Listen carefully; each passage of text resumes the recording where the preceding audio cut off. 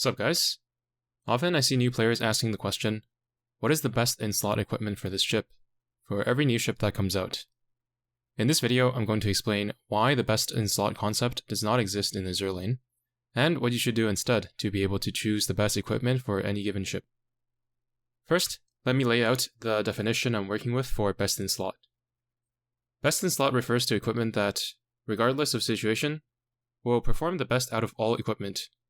This is a term that originated from MMORPGs where progression of equipment is linear, and there usually exists a highest tier that is better than all the lower tiers in every way possible. It could be a weapon that deals the highest DPS, or a piece of armor which grants the highest amount of resistances.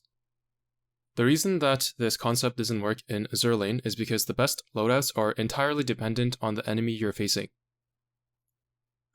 There are 3 different armor types which enemies can have: light, medium, and heavy. And outside of extremely rare cases, no weapon is always the best against all 3. An actual best in slot weapon would not have to be swapped out for another weapon unless there is a new best in slot. Now, you may ask, why can't I just use the weapon which, on average, deals the most damage? Unfortunately, this average doesn't exist. Say you're thinking about just leaving the best AP gun on your battleship, which is an effective ammo type against both medium and heavy armor. When you run into a light armor enemy, you're dealing about 1/3 of the damage that you would otherwise be doing had you swapped to an HE weapon. Against any remotely challenging content, this will likely lead to failing the stage, so there's nothing to average. Either you pass or you don't, depending on whether you're using the appropriate weapon. Beyond armor types, enemies also have different movement patterns which can drastically impact the relative performance of different weapons. Take the Rainbow Twin 457mm Mark A, an extremely powerful gun in terms of damage, reload, stats, and ballistics. When reload is taken into account, its cooldown can dip below 16 seconds. It looks like it should always be the go-to AP gun for battleships, right? But now, what if the enemy moves all over the place whenever the 457 is firing, but stands still for 5 seconds at 20-second intervals? In that case, you're much better off using a gun that has closer to 20-second cooldown in order to take advantage of the timing window. Conversely, there are bosses that put up a shield every 20 seconds, so you're better off going with the 457 instead, which can easily get around such shield. So, even within the same armor type, there isn't a single best in slot weapon. Hopefully, you're starting to get the idea.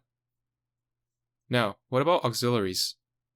On Vanguard ships, a lot of experienced players will recommend going double defensive auxiliaries, likely something like the hydraulic rudder plus repair toolkit. This would be analogous to wearing the best in slot armor, which gives the highest amount of resistances in an RPG. However, while in other games, armor is probably only used for defensive purposes, in Azur lane, you can equip offensive auxiliary as well, sacrificing survivability for a noticeable increase in damage. Some people will swear by defensive auxiliary for the simplicity and consistency, but there are 2 things that you should consider. First, by using offensive auxiliaries, you can kill enemies faster, resulting in less damage coming back your way. This unironically works, and players who tunnel too hard on survivability often get burned by leaving dangerous enemies alive for too long and are unable to figure out what the issue is. Second, surviving is a binary. If you can be certain that your ship will survive without at least one defensive auxiliary, if not both, then not replacing the defensive auxiliary with an offensive one would not be optimal. So, what should you do to best equip your ships? First, you need to find out the armor type of the enemies you're fighting.